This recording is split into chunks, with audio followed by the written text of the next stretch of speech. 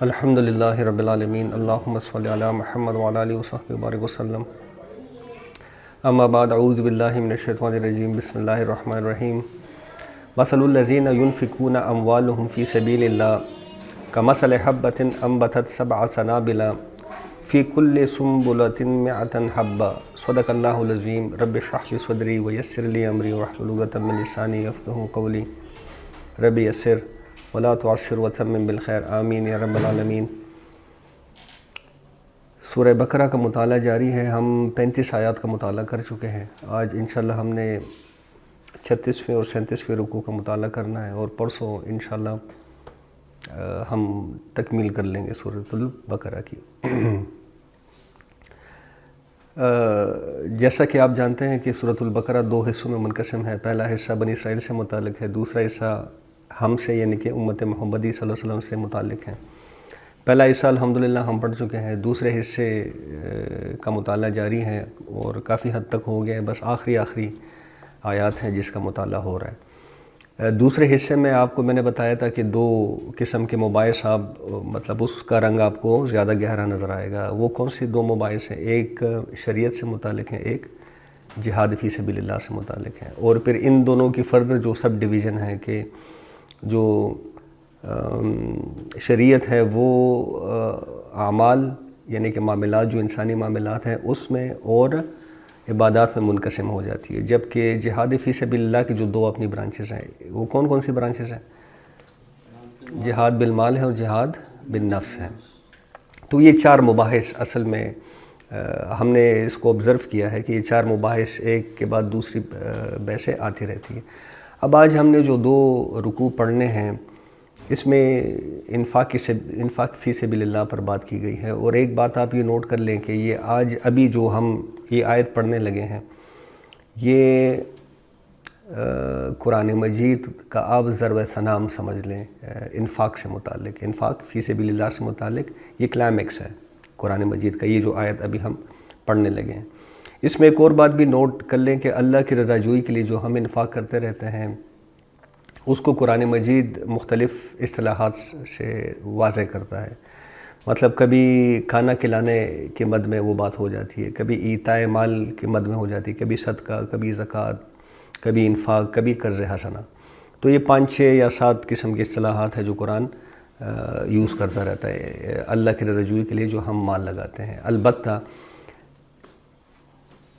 یہ جو انفاق فی سبیل اللہ یا اللہ کی رضا جوئی کے لیے جو مال کا لگانا ہے اس کی مدیں 2 ہی ہیں۔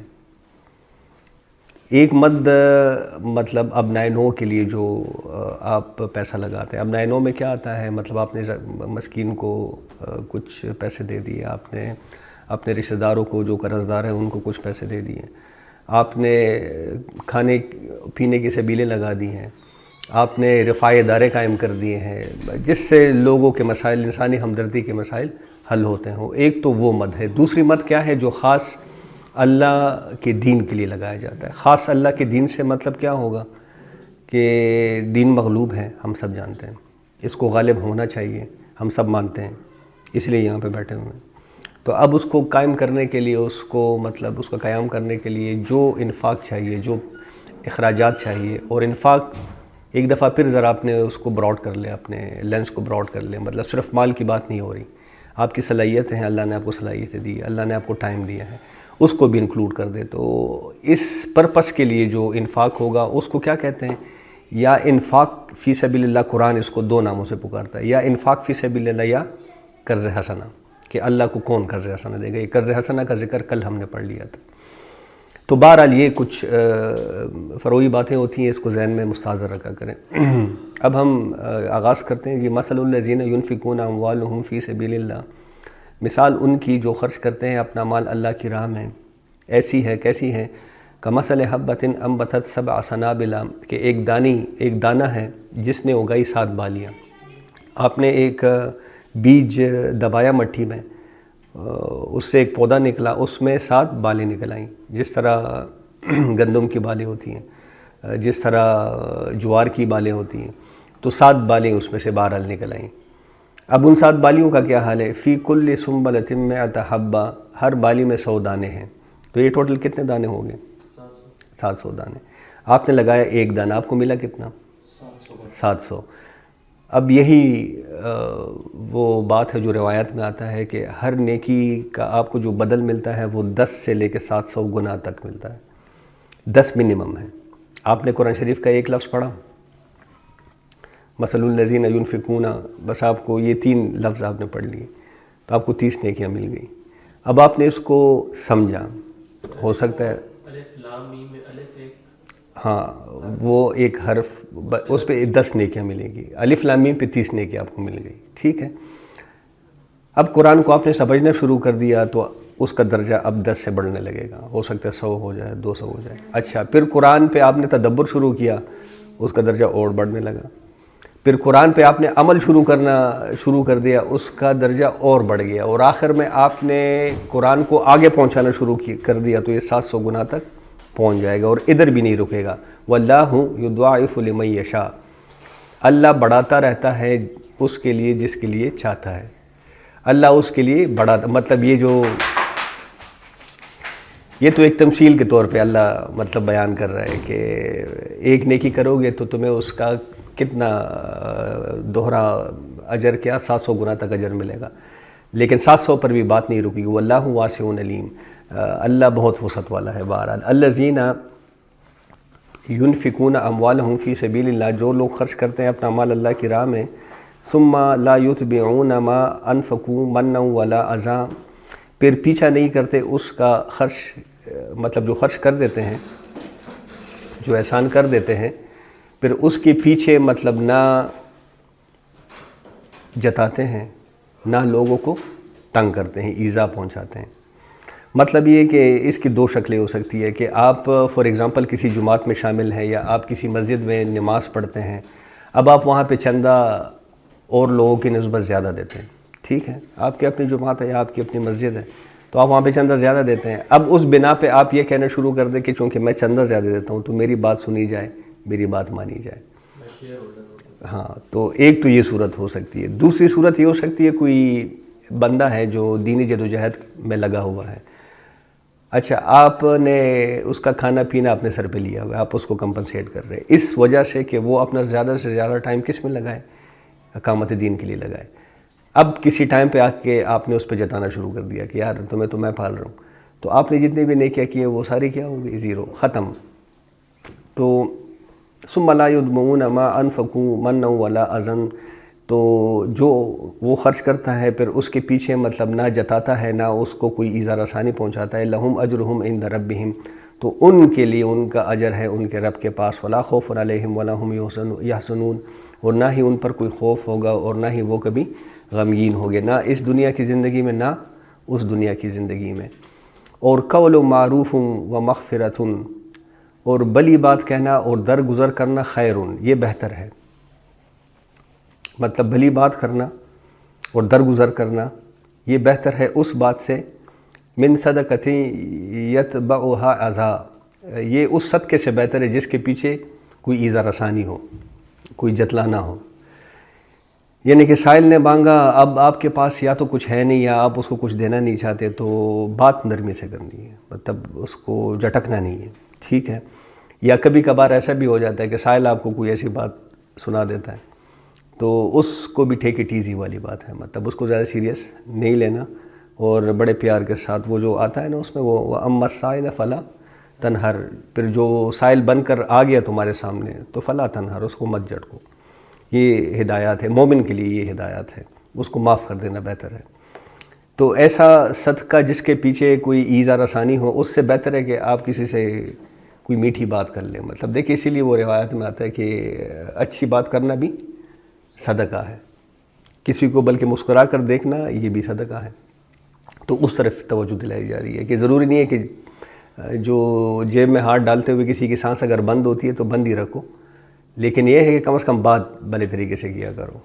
واللہ غنی حلیم, اور اللہ بے نیاز ہے اور بڑے تحمل والا ہے.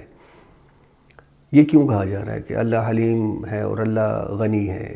اس لیے کہ اگر تم کسی کو دے رہے ہو تو اصل میں تم کس کے لیے دے رہے ہو؟ اللہ کے لیے دے رہا ہوں نا. مطلب میرا آپ سے مراد یہ ہے کہ کوئی میرے سامنے کوئی سائل کھڑا ہو کہ مجھ سے مانگے, میرا اس کے ساتھ کیا رشتہ داری ہے؟ یا میرے اس کے ساتھ کیا لینا دینا ہے؟ اگر میں دے رہا ہوں تو اللہ کی رضا کے لیے دے رہا ہوں. تو اس لیے یہاں پہ اللہ مینشن کر رہا ہے کہ اللہ غنی ہے، تم جو دو نہ دو کوئی فرق نہیں پڑتا اللہ کو، دینا ہے تو صحیح طریقے سے دو. وہ ایک حدیث ہے نا کہ قیامت کے دن اللہ تعالیٰ اپنے کسی فلاں بن فلاں بندے سے کہے گا کہ میں یاد ہے تمہیں مجھے بھوک لگی تھی، میں تم سے کھانا مانگا، تو نے مجھے کھانا نہیں دیا. وہ بندہ حیران ہو جائے گا کہ یا اللہ تو کیسے، مطلب تو غنی ہے ان چیزوں سے. تو پھر بتائے گا کہ وہ فلاں بندہ جو ہے تو اصل میں تھا. مطلب یہاں پہ تو آزمائش چل رہی ہے، یہاں پہ تو سوال سامنے آنا ہے، آپ نے جواب دینا ہے. اسی طرح کسی اور سے کہے گا کہ میں آیا تھا، میں ننگا تھا، میں نے تجھ سے لباس مانگا، تو نے مجھے کپڑے نہیں دیے. وہ بھی حیران ہوگا کہ اللہ تو ان چیزوں سے پاک ہے. وہ کہے گا کہ نہیں، وہ فلاں بندہ جو ہے وہ اصل میں ہی تھا، میں تو تجھے آزما رہا تھا. اسی طرح مطلب کہا جائے گا کہ دو تین طریقوں سے یہ بات کی جائے گی. تو دیکھیں، ہم کہنے کا مقصد یہ جو یہاں پہ کوئی انفاق کرتے ہیں، کوئی صدقہ کرتے ہیں، کس کے لیے کرتے ہیں؟ اللہ کی رضا جوئی کے لیے کرتے ہیں. تو جب آپ کے سامنے کوئی سائل کھڑا ہو جائے تو اس کو بالکل اگنور کر دے، ذہن میں بس اللہ کو لے آئیں کہ میں نے اللہ کے ساتھ، اب جو بھی میں نے معاملہ کرنا ہے یہ میں اللہ کے ساتھ کر رہا ہوں اصل میں. تو اب میں کس طرح، اب دیکھیں اسی طرح آپ درجہ احسان تک پہنچیں گے. اگر آپ اللہ کو بھول کے سائل کی شکل کو ہی ذہن میں رکھیں گے، کیا آپ نے احسان تک پہنچنا ہے؟ پھر آپ کدھر ہی نہیں پہنچیں گے، آپ ایسے ہی رہیں گے. یا ایھا الذین آمنوا، اے وہ لوگوں جو ایمان لائے ہو یا جو ایمان کا دعویٰ کر رہے ہو، لا تبطلوا صدقاتکم بالمن والاذی، نہ ضائع کرو اپنے صدقات احسان جتا کر اور دکھ پہنچا کر یا ایذا پہنچا کر. کالذی ینفق مالہ رئاء الناس، اس شخص کی طرح جو خرچ کرتا ہے اپنا مال لوگوں کو دکھانے کے لیے. اب دیکھیں، ایک شخص ہے وہ صدقات تو دے رہا ہے، اس نے چیریٹی ہاؤسز بھی قائم کیے ہوئے ہیں، بڑے بڑے ادارے بھی قائم کیے ہوئے ہیں، لیکن یہ سب ریاکاری کے لیے ہیں. جس طرح کہ آج ہمارا معاشرہ ایسے ہی آج بنا ہوا ہے. مطلب سرکار میں رسائی کے لیے فاؤنڈیشنز بنائی ہوئی ہیں، سرکار میں رسائی کے لیے جتنی بھی فاؤنڈیشنز ہیں یہ سب سرکار میں رسائی کے لیے ہیں. ٹیکس بچانے کے لیے ٹرسٹ رجسٹر کروائے ہوئے ہیں. آج سب سے بڑا زبردست، اس لیے تو ٹرسٹ پہ آج کل پابندیاں لگی ہوئی ہیں. مطلب یہ چوتھا سال ہے میرے خیال میں کہ 5واں سال ہے. کیوں؟ سب ٹیکس بچانے کے لیے مطلب وہ اپنے ادارے قائم کر رہے ہیں، ٹرسٹ رجسٹر کر رہے ہیں. اور ٹھیکے خرید کر، یقین کریں آج کل آپ کو ٹھیکہ ملتا نہیں، آپ کو خریدنا پڑتا ہے رشوت دے کے، انڈر دا ٹیبل پیسہ چلا کے. تو ٹھیکے خرید کر الیکشن لڑو اور پھر ہمارے سر پہ آ کر بیٹھو اور پھر اپنے طریقے سے مطلب اپنے مرضی کے مطابق، اپنے مزاج کے مطابق معاشرے کو وہ کرو، شیپ کرو. یہی ہمارے ساتھ ہو رہا ہے آج. یقین کریے یہ مافیا ہے سارا. شکلیں آپ کو نظر آئیں گی، خان صاحب ہے تو نواز شریف، یہ سب شکلیں ہیں، صرف فرنٹ مین جس کو کہتے ہیں. ان سب کے پیچھے مافیاز کھڑی ہیں. ان مافیاز کا کام کیا ہے؟ مطلب آپ کے تمام وسائل پہ قبضہ کر کے، جن کے پاس اب اتنے وسائل آ جائیں، مطلب ارب ہو تو ان کے لیے کچھ ہوتا ہی نہیں ہے. ایک ایم این اے کو خریدنے کے لیے کروڑوں، 20 اور 50 کروڑ اور 1 ارب روپے لگا دیتے ہیں. تو اتنے وسائل جن کے پاس ہو تو ان کے لیے حکومت کو مطلب شیپ کرنا اپنے مرضی کے مطابق. مطلب یہ سوشل میڈیا کن کے ہاتھ میں؟ ان کے ہاتھ میں. سوشل میڈیا سے پورے معاشرے کو یہ شیپ کیا ہوا ہے انہوں نے. یہ بے حیائی کا معاشرہ، یہ اس مسلمان معاشرہ تو نہیں ہو سکتا. تو کس نے اس مسلمان معاشرے کو بے حیا بنا دیا ہے؟ یہ انہی لوگوں نے بنایا ہے. اب بھی ہم ووٹ پہ ٹرسٹ کرتے ہیں کہ ہاں ہم ووٹ دیں گے تو پلانے ہو جائے گا، تو ڈینگا ہو جائے گا. کچھ نہیں، یہ مزید سے مزید تر خراب ہوتا جائے گا. اور وَلَا يُؤْمِنُ بِاللَّهِ وَالْيَوْمِ الْآخِرِ، یہ وہ لوگ ہیں جو اللہ اور آخرت کے دن پر ایمان ہی نہیں رکھتے. مطلب جو سب کچھ اس دنیا کے لیے کر رہے ہیں، تو ان کا آخرت پہ کیا ایمان ہوگا؟ ان کا اللہ پہ کیا ایمان ہوگا؟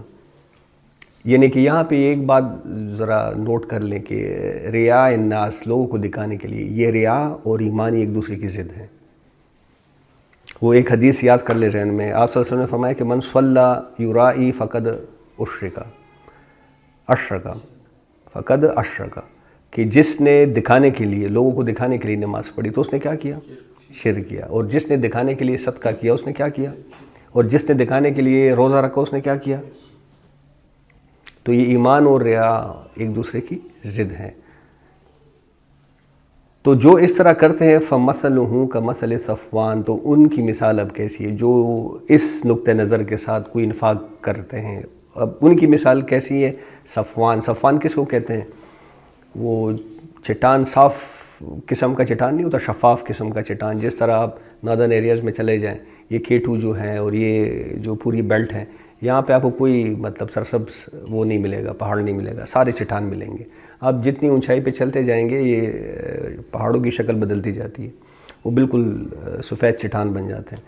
تو ان کی مثال ایسی ہے کہ ایسی کوئی چٹان ہو بالکل صاف شفاف، علیہ تراب، اس پر ایک تھوڑی سی مٹی کچھ پڑی ہو، مطلب ایک لیئر آپ سمجھ لیں 1 انچ 2 انچ کی کوئی ایک لیئر بن گئی ہے اس پہ. فَأَصَابَهُ وَابِلٌ، پھر اس پر زوردار بارش برسے. مطلب اب مثال کیسے پیش کی جا رہی ہے؟ ایک چٹان ہے، اس پہ کوئی چھوٹی سی ایک لیئر بنی ہوئی ہے مٹی کی، آپ نے اس میں بیج دبا دیا. اب اس میں سے ٹھیک ہے نکل تو آئے گا کچھ، لیکن پھر ہوا کیا کہ ایک زوردار بارش آئی، ہوا آئی، وہ مٹی کے ساتھ بیج کے ساتھ سب کچھ اڑا دیا، چٹان صرف چٹان رہ گئی. تو جو دکھانے کے لیے انفاق کرتے ہیں ان کی یہ مثال ہے. ٹھیک ہے، فَتَرَكَهُ صَلْدًا، بس چھوڑ دے اسے سخت چٹان کی، بس صرف چٹان رہ گئی، بس باقی سب کچھ گیا. وہ جو بیج اندر ڈالا تھا وہ بھی گیا، وہ مٹی بھی گئی، سب کچھ ہاتھ سے گیا. لا يقدرون على شيء مما كسبوا، اور وہ نہیں اختیار رکھتے اس کسی چیز پر جو اس میں سے جو انہوں نے کمایا. اب انہوں نے کیا کمایا؟ انہوں نے خسران کمایا. مطلب کیا ان کے ہاتھ بچا؟ کچھ بھی نہیں بچا.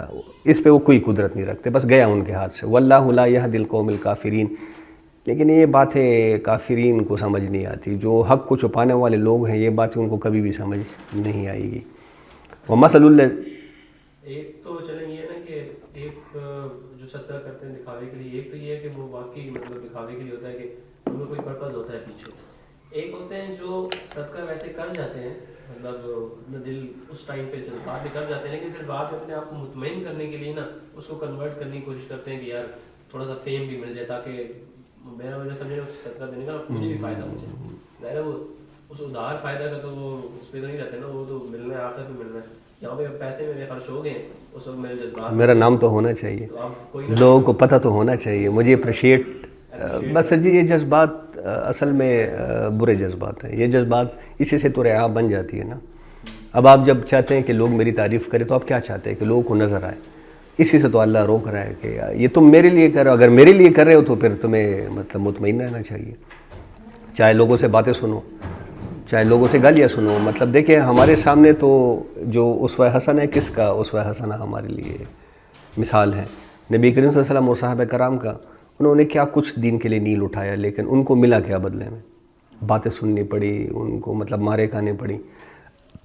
یہ ایٹیٹیوڈ ہونا چاہیے ایک مومن کا، بجائے اس کے کہ ابو سفیان اور خیر بعد میں مسلمان ہو گئے تھے، لیکن جب نہیں تھے مسلمان ابو جہل، ان سب کے خیالات ایک جیسے تھے. مطلب خرچ کرتے تھے تو پورے اعلانات کر کے خرچ کیا کرتے تھے. وَمَثَلُ الَّذِينَ يُنْفِقُونَ أَمْوَالَهُمْ، اور مثال ان کی جو خرچ کرتے ہیں اپنے مال، اس لیے کس لیے؟ ابتغاء مرضات اللہ، تاکہ اس سے اللہ کی رضا حاصل کرے، اللہ کی خوشنودی حاصل کرے. وتثبیتا، اور ثابت قدم رکھے. کس کو؟ من انفسہم، اپنے انفس کو، اپنی جانوں کو اس سے ثابت قدم رکھے. مطلب اپنی عزم کی پختگی کے ساتھ، اپنے نفس کی پختگی کے ساتھ جو خرچ کرتے ہیں. کمثل جنت بربوہ، اس کی مثال اس باغ کی جیسی ہے جو ایک بلند زمین پر ہو. یہ ربوہ کا لفظ بڑا انٹرسٹنگ ہے، یہ ذرا ذہنوں میں رکھ لیں. یہ اس لیے تو کشمیر کو بھی ربوہ کہتے ہیں. یہ کسی نے قادیانی بلند جگہ ہو گیا. فی الحال پاکستان میں جو ان کی جگہ ہے اس کو بھی یہ ربوہ ہی کہتے ہیں. اب میں تو کبھی گیا نہیں، پتہ نہیں وہ اونچی جگہ ہے کہ نہیں، لیکن اس کو بھی یہ کوئی بلند جگہ ہے. ہاں تو بس وہی نا تحت حل انہار والی بات ہے، اوپر شہر ہو، نیچے ندیاں بہہ رہی ہوں.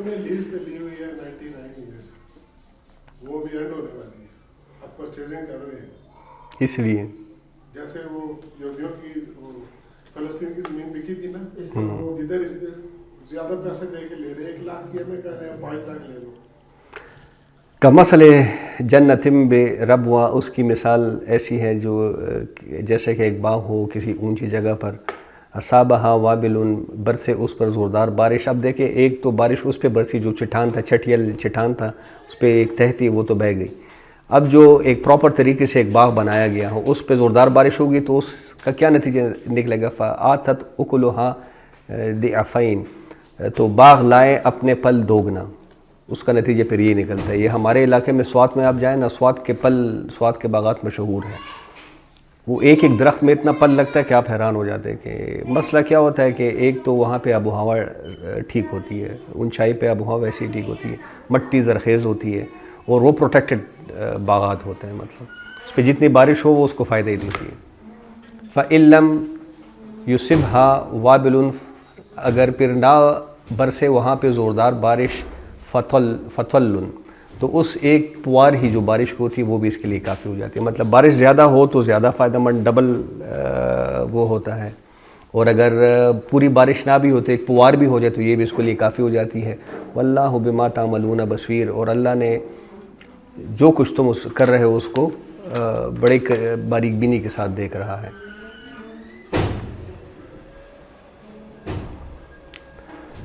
اَیَوَدُّ أَحَدُکُم، کیا پسند کرے گا تم میں سے، یہ مثال ذرا قابل غور ہے، اس کو ذرا دیکھیں. یہ رعا والی بات ہے کہ جو رعا کے طور پہ انفاق کرتے ہیں ان کے لیے ایک بات بتائی جا رہی ہے، ایک تمثیل دی جا رہی ہے. اَیَوَدُّ أَحَدُکُم، کیا پسند کرے گا تم میں سے کوئی، کیا، ان تکون لہ جنۃ من نخیل وعناب، کہ اس کا ایک باغ ہو کھجوروں اور انگوروں کا. یہ ذرا ذہن میں یہ باتیں رکھتے جائیں. تجری من تحتها الانہار، بہتی ہو اس کے نیچے نہریں. مطلب بھرپور آبپاشی کا نظام بھی آپ کے پاس موجود ہے، اور بڑا زبردست قسم کا باغ ہے کھجوروں اور انگوروں کا. لہو فیہا من کل ثمرات، اس کے لیے اس میں ہر طرح کے پل ہوں. مطلب آپ یہ باغات تو ہو گئے، ساتھ میں آپ نے سبزی بھی اگائی، اور مطلب اس طرح کا آپ کا کوئی بھرپور قسم کا باغ ہو. وَأَصَابَهُ الْكِبْرُ، اور آ جائے اس پر بڑھاپا. اب دیکھیں آپ نے مزے لیتے لیتے لیتے ایک ٹائم آ گیا کہ آپ کے باغ پہ بڑھاپا آ گیا، نہیں آپ پر بڑھاپا آ گیا. وَلَهُ ذُرِّيَّةٌ ضُعَفَاءُ، اور اس کی آپ کے جو بچے ہیں ابھی وہ کمزور ہیں، چھوٹے ہیں، طفل ہیں، کمزور ہیں. یہ حال، آپ خود بوڑھے ہو گئے ہیں اور بچے آپ کے ابھی بچے ہیں. فَأَصَابَهَا، پھر آ جائے اس پر کیا، اعصار، ایک تیز آندھی. باغ آپ نے بڑے چاہوں سے اور بڑے محنتوں سے لگایا، اس کا پھل بھی دوگنا اور چوگنا آپ کو مل رہا ہے. آپ کی اپنی حالت ہوتے ہوتے اس جگہ پہ پہنچ گئی کہ آپ بوڑھے ہو گئے، بچے آپ کے ابھی بچے ہیں، مطلب وہ کوئی کچھ کرنے کے قابل بھی نہیں ہیں، اور آپ کے باغ کو ایک تیز آندھی آ کے جکڑ لیں. فیہ نار، ایسی آندھی کہ جس کے اندر آگ بھی ہو. فاحترقت، اور آپ کا باغ جل کر بسم ہو جائے.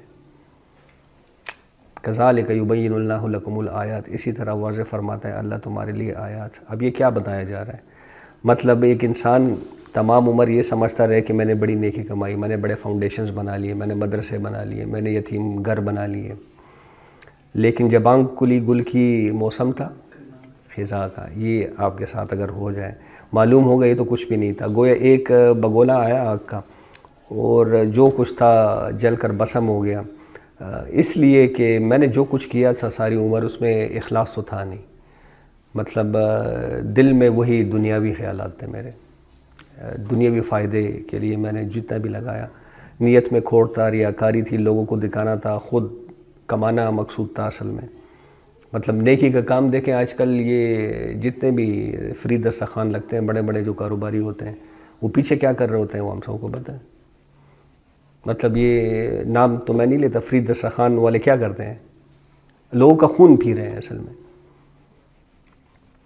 تو یہ ان کی حالت ہے. بڑے مطلب اب وہ خود تو بوڑھا ہو گیا، کچھ کرنے کے قابل نہیں ہے. باغ کو دوبارہ سے اگانے، آپ کو زندگی کا چانس ایک دفعہ ملتا ہے. آپ نے 60-70 سال کی زندگی گزار لی نا، اور 70 سال پہ پہنچ کے اب آپ یہ سوچنے لگے کہ یار یہ تو سب غلط ہو گیا، اب دوبارہ سے کرنا پڑے گا. تو آپ کی حالت یہ اس وقت کی حالت بتائی جا رہی ہے. آپ کی حالت پر یہ ہوتی ہے آپ کفے افسوس ملتے رہیں بس، اب آپ کچھ نہیں کر سکتے. بچے آپ کے بچے ہیں، وہ کچھ کرنے کے قابل نہیں ہے. اخلاص نہیں ہے. ہاں اگر اخلاص نہیں ہے تو پھر یہ حال ہے آپ کا. اس سے فائدہ بھی نہیں اٹھا سکتے، کوئی نقصان ہے الٹا. بظاہر تو شتر نوٹ کے انڈے سے سری کرا رہے ہوتے ہیں. کذالک یبین اللہ لکم الآیات، اسی طرح واضح فرماتا ہے اللہ تمہارے لیے اپنی آیات، لعلکم تتفکرون، تاکہ تم غور و فکر کرو، لیکن نہیں کرتے. یا ایھا الذین آمنوا، اب دیکھیں ایک انفاق کی مد میں ایک اور بات بتائی جا رہی ہے کہ جب تم اللہ کو کوئی اللہ کے رضا جوئی کے لیے کوئی مال لگانا چاہو تو وہ بہترین مال ہونا چاہیے. ایسا مال نہیں ہونا چاہیے کہ دل بھر گیا یا فالتو پڑا ہوا یا فارغ پڑا ہوا ہے کسی اور کو اب دے نہیں سکتے تو اللہ کی راہ میں دے دو. یا ایھا الذین آمنو، اے وہ لوگوں جو ایمان کا دعویٰ رکھتے ہو، انفقوا من طیبات ما کسبتم، خرچ کیا کرو پاکیزہ چیزوں میں سے جو تم نے کمائی کی ہے، ومما اخرجنا لکم من الارض، اور اس میں سے جو نکلا ہے، مطلب دونوں میں سے جو مال تم نے کمایا اور جو تم نے کھیتی باڑی کی اس سے جو تمہیں پک کے نکلا ہے وہاں سے، اس میں سے کیا دو؟ تو یہ بات مطلب بہترین چیز اللہ کو دو. یہ نہ کہ ولا تیمموا الخبیث منہ تنفقون، تمہارا ارادہ یہ نہ ہو کہ میں خباثت والی چیز نعوذ باللہ اللہ کو دے دوں. ولا تیمموا الخبیث منہ تنفقون، جی میں نے صحیح پڑھا تھا ویسے. اور نہ اور اس طرح کا کوئی قصد مت کیا کرو، اس طرح کا کوئی ارادہ اپنے ذہن میں. وَلَسْتُمْ بِآخِذِيهِ ہے، مطلب تم یہ سوچ لو کہ اس طرح اگر تم کرو گے تو کوئی خراب چیز تم بھی لینا نہیں پسند کرو گے. مطلب تم یہ تو دیکھیں اللہ کا قانون ہے، دن رات الٹتے بدلتے رہتے ہیں، حالات الٹتے بدلتے رہتے ہیں. کبھی یہ بھی ہو سکتا ہے کہ تم خود محتاج بن جاؤ زکوٰۃ کے، صدقے کے، اور اس وقت تمہیں کوئی اس طرح کی چیز دے تم خود بھی لینا پسند نہیں کرو گے.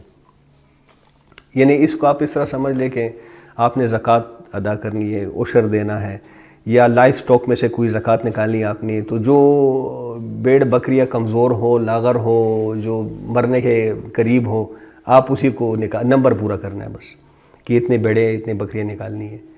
یا اس طرح ہو جائے، یا آپ نے گندم کا ڈھیر لگایا ہوا ہے، اس میں سے کہیں بارش ہو گئی تو جہاں پہ بارش ہوئی ہے تو وہ حصہ آپ نکال کے عشر میں دے دیں کہ یہ میں عشر میں دیتا ہوں. یہ کام مت کیا کرو. ایگزیکٹلی، ویسے بھی ہاتھ سے ہاں وہی والی بات. تو یہ اصل میں پیچھے وہی شیطانی سوچ آ جاتی ہے نا. تو اللہ کہتا ہے کہ دیکھو اب مطلب یہ قرآن ایسی چیز ہے نا کہ آپ کی آنکھوں میں آنکھیں ڈھال کے بات کرتا ہے کہ کل کو تم اگر محتاج بن گئے، اللہ کر سکتا ہے نا. آج میں محتاج نہیں ہوں الحمدللہ، کل کو میں محتاج ہو سکتا ہوں کسی کے صدقے کا، کسی کے خیرات کا. اب اگلا مجھے ایسا مل جائے کہ اپنی خراب سے خراب چیز میرے سامنے پھینک دے کہ لو، تو میرا کیا حال ہوگا؟ اللہ آنکھوں میں آنکھیں ڈال کے پوچھ رہا ہے. وَلَسْتُمْ بِآخِذِيهِ، تم خود اس کو نہ لینا چاہو. إِلَّا أَن تُغْمِضُوا فِيهِ، مگر یہ کہ آنکھیں بند کر لو اس کے بارے میں. مطلب اتنی احتیاج، جب محتاجی آتی ہے تو بڑی سخت قسم کی آتی ہے، پھر ایسی آتی ہے کہ آپ کو آنکھیں بند کر کے جو بھی ہے بس گزارا کرنا پڑتا ہے. مگر یہ کہ تم گزارا کرو. وَاعْلَمُوا أَنَّ اللَّهَ غَنِيٌّ حَمِيدٌ، اور جان لو کہ اللہ بے نیاز ہے سب خوبیوں سے اور حمید ہے. غنی کیوں ہے؟ ونس اگین یہ جو ہم دے رہے ہیں یہ کس کے لیے دے رہے ہیں؟ اللہ کی رضا جوئی کے لیے. تو اللہ غنی ہے، مطلب اس کو خراب مال دو، ٹھیک مال، اس سے کوئی فرق نہیں پڑتا، لیکن خراب مال دو گے فرق تمہیں پڑے گا. اور وہ حمید ہے، اپنی ذات میں خود محمود ہے. ہم اس کی تعریف کریں نہ کریں، اس کی تعریف ہو رہی ہے، اس کی حمد ہو رہی ہے. میرا بولنا اللہ کی حمد ہے، آپ کا سننا اللہ کی حمد ہے، ہمارا دیکھنا ایک دوسرے کو یہ اللہ کی حمد، اس کی حمد ہو رہی ہے. تو اس کو کوئی ضرورت نہیں ہے کہ ہم اپنا منہ کھول کے یا کوئی حمد کریں یا اس طرح کی کوئی وہ کریں. جو بھی حمد کرے گا فائدہ اسی کا ہے، اسی کا ہے. جو اللہ کی تعریف کرے گا. قرآن بار بار کہتے ہیں تم اگر کوئی خیر کا کام کرتے ہو تو وہ تم اپنے انفس کے لیے، اپنی جان کے لیے کرتے ہو، ہم پہ کوئی احسان تو نہیں کرتے. ایک اور بہت امپورٹنٹ بات آ رہی ہے، الشیطان یعیدکم الفقر. یہ جو شیطان ہے یہ تمہیں ڈراتا رہتا ہے، یہ تم سے وعدہ کرتا رہتا ہے کس چیز کا؟ تنگ دستی کا. وَيَأْمُرُكُمْ بِالْفَحْشَاءِ، اور حکم دیتا ہے تمہیں بے حیائی کا. واللہ کنٹراسٹ بتایا جا رہا ہے. شیطان تمہیں کس چیز کا حکم دیتا ہے یا کس چیز سے ڈراتا ہے؟ فقر سے. اور حکم کس چیز کا دیتا ہے؟ بے حیائی کا. واللہ یعدکم مغفرۃ منہ وفضلا، جبکہ اللہ تم سے کس چیز کا وعدہ کر رہا ہے؟ اپنی بخشش کا اور اپنا فضل کا. اور واللہ واسع علیم، اللہ بڑی وسعت والا اور سب کچھ جاننے والا ہے. کہ آپ کے خیال میں شیطان واسع اور علیم ہے؟ نعوذ باللہ. اس کی وسعت اتنی ہے جتنی اللہ نے اس کو دی ہے، اس کا علم اتنا ہی ہے جتنا اللہ نے اس کو دی ہے. اچھا اب دیکھیں، یہ وہ جو ڈاکٹر صاحب اکثر ایک شعر پڑھتے ہیں نا، یہ وہ والی، ایک طرف اللہ کا وعدہ آ گیا، ایک طرف شیطان کا وعدہ آ گیا کہ رخ روشن کے آگے شمع رکھ کر وہ یہ کہتے ہیں ادھر جاتا ہے دیکھے یا ادھر پروانہ آتا ہے. یہ وہ والی بات ہے کہ ایک طرف اس کا وعدہ ایک طرف میرا وعدہ ہے. تو اب دیکھتے ہیں تم کس طرف جاتے ہو. اب شیطان کی طرف جانا چاہتے ہیں, اس کی بات ماننا چاہتے ہو, اسی خوف میں زندگی گزارنا چاہتے ہو کہ یہ نہ ہو جائے تو وہ نہ ہو جائے تو مجھ پہ فقر نہ آ جائے تو میں اس لیے سنبھال کے رکھوں, تو چھپا کے نہ رکھ اسے. مطلب میں اگر اپنی صلاحیت اللہ کے لیے خرچ کروں تو دنیا تو رہ جائے گی, ہاتھ ملتا رہ جاؤں گا, میرے بچے کیا کریں گے. اگر اسی خوف میں تم نے زندگی گزارنی ہو مال, تو شیطان کی جال میں پھنس گئے. اور شیطان کی جال, اس جال میں اگر پھنس گئے کہ چھپا کے رکھنا شروع کر دیا, تو سر جی جب چھپا کے آپ رکھنا شروع کرتے ہیں, جب آپ مال جمع کرنا شروع کرتے ہیں تو اس کا مصرف کیا ہوتا ہے؟ عیاشی ہوتی ہے. تو آگے فرمایا وَيَأْمُرُكُمْ بِالْفَحْشَاءِ, اگر شیطان کی پہلی چال میں تم آ گئے, مال سنبھال کے رکھنا شروع کر دیا, تو دوسری طرف دھکیلنا یہ شیطان کے بائیں ہاتھ کا کھیل ہوتا ہے. وہ آپ کو عیاشی کے اندر پھنسا دے گا, وہ آپ کو بے حیائی بےہودگی کے اندر پھنسا دے گا. اور دوسری طرف اللہ کا وعدہ ہے. اگر اللہ پہ اعتبار ہے کہ آج میرے پاس جو ہے اپنی ضرورت کا رکھ کے باقی میں اللہ کے لیے لگا دوں, تو یہ میں اللہ پہ اعتماد کر رہا ہوں کہ وہ کل بھی مجھے دے گا. آج مجھے ملا ہے تو کس نے دیا ہے؟ اللہ نے دیا ہے. کل دے گا تو کون دے گا؟ تو اگر آپ بچا کر رکھ رہے ہیں تو آپ اللہ پر اصل میں بد اعتمادی کا اظہار کر رہے ہیں کہ اللہ مجھے کل نہیں دے گا, نعوذ باللہ. تو بس اب یہ سچویشن ہے, ایک طرف شیطان کا وعدہ ہے, ایک طرف اللہ کہتا ہے میرا وعدہ ہے. دیکھ لو, یہ ایک آئینہ ہے. میں آپ کو کیا بتا رہا ہوں, قرآن ہمارے لیے ایک آئینہ ہے, اس میں ہم نے اپنا عکس تلاش کرنا ہے, ہم کہاں پہ کھڑے ہیں. تو یہ چیزیں سامنے رکھ کر اپنے آپ کو پرکھنا چاہیے کہ ہم کہاں پہ کھڑے ہیں. سر انفاق کرنے سے دنیا کی محبت کم پڑتی ہے. ہاں, وہ دنیا کی جو گڑی ہوئی ہوتی ہے, محبت گڑتی ہے دل میں, وہ محبت کم پڑ جاتی ہے. یہ میں مال آپ پہ تبھی لگا سکتا ہوں جب میں فیصلہ کر لوں کہ یہ میرا نہیں ہے. جس دن میں نے یہ فیصلہ کر لیا کہ یہ مال جب میرا بن گیا, پھر میرا بن گیا, پھر وہ اللہ ہے کہ میں آپ پہ لگا دوں. میں آپ کو بتاؤں, اس گھر کی مثال لے لیں. اس گھر میں فار ایگزامپل 2 اشخاص رہتے ہیں, ایک اس کا مالک ہے, اس کا نوکر ہے. اب مالک کے دل میں کیا ہوتا ہے کہ یہ میرا گھر ہے, اس کے جو خیالات ہوتے ہیں, اس کی کیفیات ہوتی ہیں. نوکر سے پوچھ لیں آن دا ادر ہینڈ, اس کے لیے ایک ٹینشن ہوتی ہے, یار کام کرنا پڑتا ہے, مالک کو جواب دینا پڑتا ہے. یہ تو مطلب جب آپ یہ جو کچھ آپ کے پاس ہے, اس کو جب آپ اللہ کا سمجھنے لگیں گے, آپ کو ٹینشن ہو جائے گی کہ یار میں نے ایک چیز کا حساب دینا ہے, یہ کیا بات ہوئی بھلا. تو آپ اپنے پاس کم سے کم رکھیں گے, اتنا ہی رکھیں گے جو آپ کی ضرورت کا ہوگا. لیکن جب آپ اس کو اپنا سمجھنے لگیں گے, تو مالک مکان پھر کیا کہتا ہے کہ ساتھ والا مکان بھی میں خرید لوں, یہ پچھواڑے میں جو ہے یہ بھی میں خرید لوں, تو پھر یہ ساری اسٹریٹ میں خرید لوں. بس اس کو جتنا پھر وسعت دے گا اللہ, وہ پھیلتا جائے گا. پھلنا پھولنا اسی کو کہتے ہیں. یہ حالات ہیں. آگے ایک اور پیاری بات, یؤتی الحکمۃ من یشاء, اللہ جس کو چاہتا ہے تو حکمت عطا کر دیتا ہے. اور ومن یؤت الحکمہ, اور جس سے حکمت عطا کر دی جائے, فقد اوتی خیرا کثیرا, یہ اللہ کہہ رہے ہیں, تو یقیناً اسے دے دی گئی بہت بڑی بلائی. اب حکمت کیا چیز ہے؟ دیکھیں, ایک ہوتا ہے شے کا جو ظاہر ہوتا ہے, ہر چیز کا ایک ظاہر ہوتا ہے, لیکن ایک اس کا باطن ہوتا ہے. ٹھیک ہے, اب یہ باطن کسی بھی شے کا یہ حکمت کے ساتھ نظر آتا ہے, یہ بغیر حکمت کے آپ کو نظر ہی نہیں آ سکتا. ظاہر تو سب کو نظر آ جاتا ہے, ٹھیک ہے, لیکن وہ کیا چیز ہیں جو آپ پہ اس کا باطن بھی عیاں کر دے, وہ ہوتی ہے حکمت. حکمت اصل میں انسان کی عقل و شعور کی پختگی کو کہتے ہیں. جب انسان کا شعور پختہ ہو جائے, انسان کی عقل محکم ہو جائے, وہ استحکام پکڑ لیں, اور اس میں حقائق تک پہنچنے کی صلاحیت پیدا ہو جائے, اس کو حکمت کہتے ہیں. ایک ہوتی ہے عقل, مطلب اس کے پروڈکٹس کیا ہوتے ہیں, 2 چیزوں سے مل کے بنتی ہے حکمت. ایک ہوتی ہے آپ کی عقل, اگر صرف عقل پہ چلیں گے یہ عقل اندھی ہوتی ہے, یہ آپ کو کھائی میں گرا دے گی. لیکن عقل کے ساتھ جب آپ فطرت کو ملاتے ہیں, فطرت کیا چیز ہے؟ وہ آپ کا شعور, وہ اوورآل شعور, جو آپ کا ورلڈ ویو کیا ہے, آپ کا اپنے بارے میں کیا ویو ہے, انسانوں کے بارے میں کیا, یہ ایک پورا شعور جو آپ فَأَلْهَمَهَا فُجُورَهَا وَتَقْوَاهَا, یہ جو اللہ نے آپ کو دیا ہے, یہ آپ کا اپنا شعور ہے. عقل اس کے اندر کام کرتی ہے. اگر آپ نے اپنے شعور کو منجمد کر کے عقل کو اس پہ پھیلا دیا, تو بس آپ گئے ہیں پھر کام سے, آپ دنیا پرست ہو کر رہ جائیں گے. تو کیا کرنا ہے؟ حکمت اپنے شعور کو اوپر رکھنا ہے عقل کے, مطلب عقل کو اپنے شعور کے ساتھ آپ نے کنٹرول کرنا ہے. یہ شعور سب میں موجود ہے, مطلب آپ نے اس کی آنکھ بند کی ہوئی ایک الگ بات ہے. تو بہرحال حکمت کہتے ہیں عقل جب استحکام پکڑ لے، مطلب آپ کی عقل جب آپ کے سلیم فطرت کی نیچے آ جائے، بگڑی ہوئی فطرت کی میں بات نہیں کر رہا، جو سلیم فطرت ہے اس کے نیچے جب آ جائے اس کو حکمت کہتے ہیں. اور جس کو یہ عطا ہو جائے تو بے شک اس کو تو خیر کثیر عطا ہو گیا. وما یذکر الا اولو الالباب، اور نہیں نصیحت قبول کرتے مگر عقل مند. اب جو دنیا پر ریچھ گئے ہیں، جن کا سارا اطمینان اپنے بینک بیلنس و تجاروں اور مال اور اسباب پر ہو گیا ہے، تو وہ ظاہری بات ہے وہ اولو الالباب تو نہیں ہو سکتے. مطلب بات وہی ہے، اگر آپ اپنے اندر پس گئے نا ایک دفعہ تو آپ کوئی سوچ و فکر نہیں کر سکتے. آپ کی ساری سوچ و فکر اپنے اندر سے پیدا ہوگی، اپنے اندر ہی ختم ہوگی، اور جو چیز اندر سے باہر نہ نکلے اس کا کوئی فائدہ اگلے کو نہیں پہنچے گا، وہ آپ کو ہی پہنچے گا.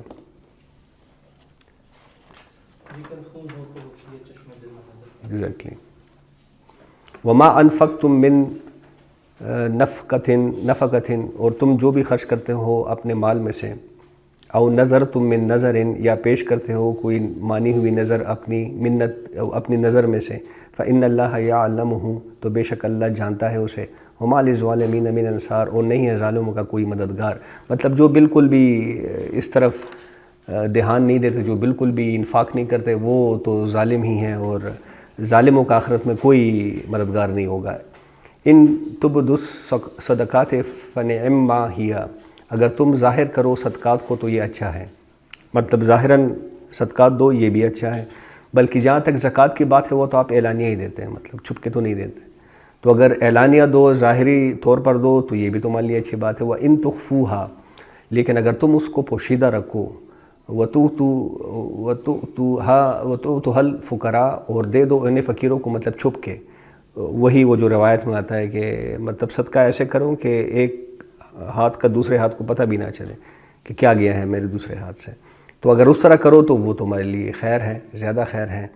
مطلب دیکھیں یہ جو زکوٰۃ ہے یہ تو آپ کے سامنے بات آ گئی، یہ تو اعلانیہ چیز ہے، آپ کو اعلانیہ دینی پڑتی ہے. لیکن جو صدقات نافلہ ہے، اب نافلہ نفل سے نکلا ہے. نفل کس کو کہتے ہیں؟ اضافی شے کو. زکوٰۃ سے اوپر جو بھی ہے، چاہے صدقہ ہے، چاہے انفاق ہے، چاہے قرض حسنہ ہے، جو بھی آپ کرتے ہیں وہ نفل کے درجے میں آتا ہے. تو دین ہمارا پش ہمیں کس طرف کر رہا ہے، وہ حاشر بائی والی بات آ گئی. اب دیکھیں یہاں پہ آپ کو کہتا ہے کہ چھپ کے دو، یہ تمہارے لیے زیادہ بہتر ہے. اللہ آپ کو اس طرف پش کر رہا ہے. مشہور کیا چھوڑو، اپنے آپ کو مشہور کیا کرنا ہے، اپنا نام کیا آپ نے بنانا ہے دنیا میں. چھپ کے دو. فَهُوَ خَيْرٌ لَكُمْ وَيُكَفِّرُ عَنْكُم مِّن سَيِّئَاتِكُمْ، اور اگر ایسا کرو گے تو اللہ دور کر دے گا تم سے تمہاری برائیاں. وَاللَّهُ بِمَا، دیکھیں ہماری برائیاں بھی چھپی ہوئی ہوتی ہے اصل میں. تو چھپ کے اگر نیکی کرو گے تو تمہاری چھپی ہوئی برائیوں کو بھی اللہ تم سے دور کر دے گا. انسان ہمیشہ گناہ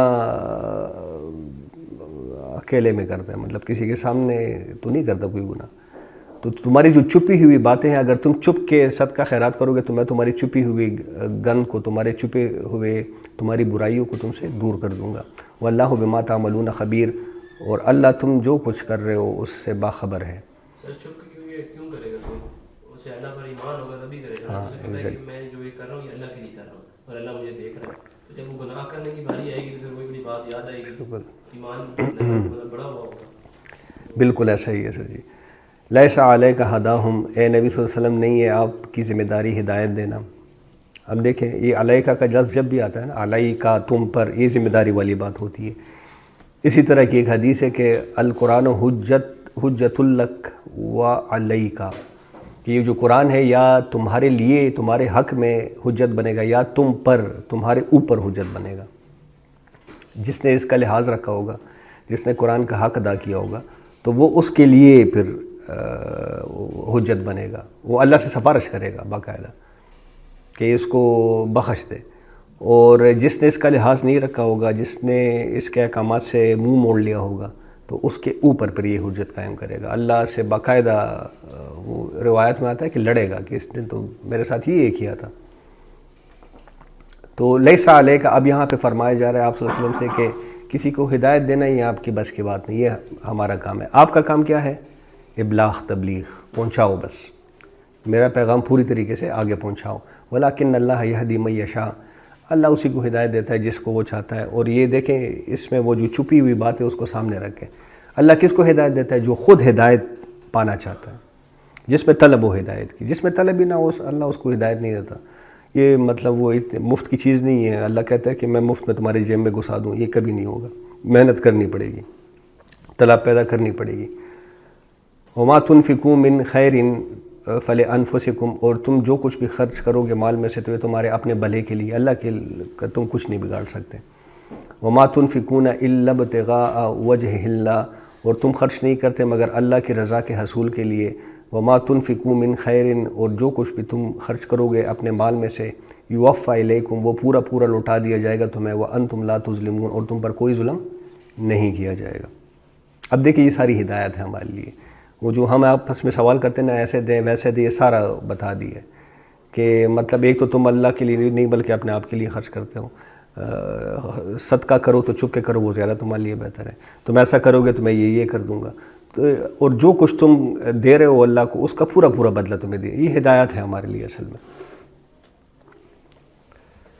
اچھا, اب یہ جو آیت آ رہی ہے یہ انفاق کے ضمن میں سب سے اہم بات ہے کہ انفاق فی سبیل اللہ کا سب سے بڑا حقدار کون ہے. انفاق فی سبیل اللہ. اب دیکھیں وہ صدقات اور وہ جو ایک مد میں نے آپ کو بتا دی تھی شروع میں, اس کو ایک طرف کر لیں. وہ تو آپ کرتے رہیں, وہ تو آپ کی ذمہ داری ہے, انسانی ہمدردی. اگر آپ خود انسان ہیں اور اپنے آپ کو مسلمان سمجھتے ہیں تو آپ کو انسانی ہمدردی کرنی پڑے گی, وہ بات الگ ہے. انفاق فی سبیل اللہ, جو آپ اللہ کے دین کے لیے اصل میں جو انفاق کرتے ہیں, اس کا سب سے بڑا حقدار کون ہے؟ تو کون ہے؟ للفقراء الذین احصروا فی سبیل اللہ, وہ ضرورت مند جو گر کر رہ گئے ہیں اللہ کی راہ میں. احصروا فی سبیل اللہ, احصروا کا مطلب جو گر کے رہ گئے ہیں اللہ کی راہ میں. کس طرح؟ لا یستطیعون ضربا فی الارض, زمین میں گھوم پھر کر تجارت کرنے کے لیے ان کے پاس وقت ہی نہیں ہے. وہ سارا وقت مطلب اللہ کو دے رہے ہیں, اللہ کے دین کو دے رہے ہیں. جیسے کہ اصحاب صفہ تھے, وہ کیا کرتے تھے سارا دن؟ اللہ سے تعلیم حاصل, رسول اللہ صلی اللہ علیہ وسلم سے تعلیم حاصل کرتے تھے.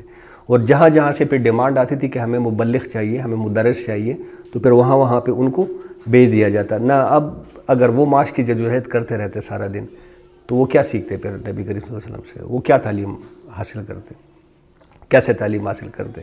اسی طرح کوئی دینی تحریک اگر اٹھ گئی ہے آپ کے معاشرے میں, الحمدللہ ہمارے ملک میں ہی آپ دیکھ لیں کہیں تحریکیں اس وقت اٹھی ہوئی ہیں انقلاب برپا کرنے کے لیے. تو اس طرح کی کوئی اگر دینی تحریک اٹھ جائے, اب دین کی خدمت کرنی ہے تو کچھ کارکن تو ایسے ہونے چاہیے جو ہمہ وقت اور ہمہ تن ہمہ گوش اس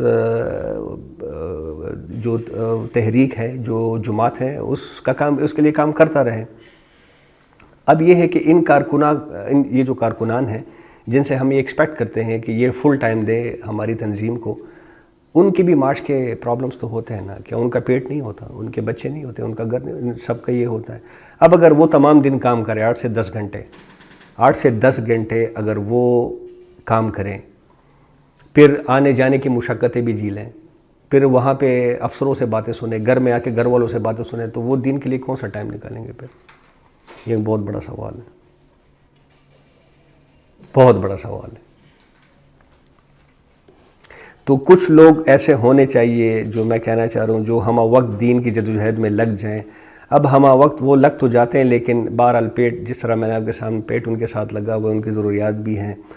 تو ایسے لوگ جو گھیر لیے جائیں اللہ کی راہ میں, یہ یہاں سے مراد یہ ہیں, ایسے لوگ جو گھیر لیے جائیں اللہ کی راہ میں.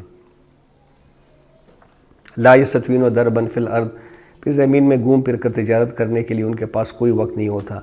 یحسبہم الجاہل اغنیاء من التعفف, سمجھتا ہے انہیں ناواقف یا جو جاہل لوگ ہوتے ہیں وہ انہیں خوشحال غنی سمجھتا ہے. کیوں؟ کیونکہ وہ سوال نہیں کرتا. وہ سوال اس لیے نہیں کرتا کہ وہ اس طرح کا فقیر ہی نہیں ہے. وہ جو پروفیشنل فقیر جو ہمارا کانسیپٹ بنا ہوا ہے, وہ اس طرح کا فقیر ہی نہیں ہے. وہ اس لیے آپ سے کچھ نہیں مانگتا. اس نے تو اپنے آپ کو اللہ کے دین کے لیے لگایا ہوا ہے, خودداری کی وجہ سے. یہ اصل میں تمہارا کام ہے کہ تم جاؤ سچویشن کو پرکھو, ایسے بندوں کو جا کے پھر اس کا حق پہنچاؤ. یہ تمہارا کام ہے. یہ احسان کا درجہ ہے.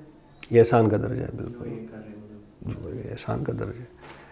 مطلب آپ کو اپنی تباہی سامنے نظر آ رہی ہے, آپ کو کوئی پرواہ نہیں ہے, یہ احسان کا درجہ ہی ہو سکتا ہے. مطلب کیونکہ تباہی کے پیچھے اس کو اللہ نظر آ رہا ہے کہ تباہی بھی آ رہی ہے تو کون لے کے آ رہا ہے. اللہ ہی لے کے آ رہا ہے، اور اللہ تو مومنوں کا ولی ہوتا ہے، تو بس ٹھیک ہے، اس کی طرف سے تباہی بھی قبول۔ تعرفہم بسیماہم، تم پہچان سکتے ہو انہیں ان کے چہروں سے، اس لیے کہ فقر اور احتیاج کے جو اثرات ہیں یہ چہرے پر بہرحال آ جاتے ہیں۔ وما تنفقوا من خیر، اور تم جو کچھ بھی خرچ کرتے ہو مال میں سے، فإن اللہ بہ علیم، تو بے شک اللہ اس سے خوب جاننے والا ہے۔ یہ ایک بہت اہم موضوع ہے کہ جو لوگ ہمتاً ہمہ وقت ہمہ گوش ایک دینی جماعت کے ساتھ جڑ جائیں اور فی سبیل اللہ جدوجہد اپنی شروع کر دیں، تو ان کے معاش کا سلسلہ کیسے پھر چلے، یہ ایک بہت گمبھیر مسئلہ ہے۔ اور اس آیت میں جس نظام کی طرف اشارہ کیا گیا، دیکھیں اس آیت میں ایک اشارہ کر دیا گیا نا کہ ان لوگوں کو پھر کیسے تم لوگوں نے سپورٹ کرنا ہے، کہ تم خود جا کے سچویشن کو ایسیس کر کے ایسے لوگوں کی جانکاری حاصل کرو، ان کو ان کا حق پہنچاؤ۔ پھر اب یہ جو ایک پروسیس ہے یہ ایک منظم جماعت میں ہی ہو سکتا ہے، مطلب یہ ہر کسی کی بس کی بات نہیں ہے۔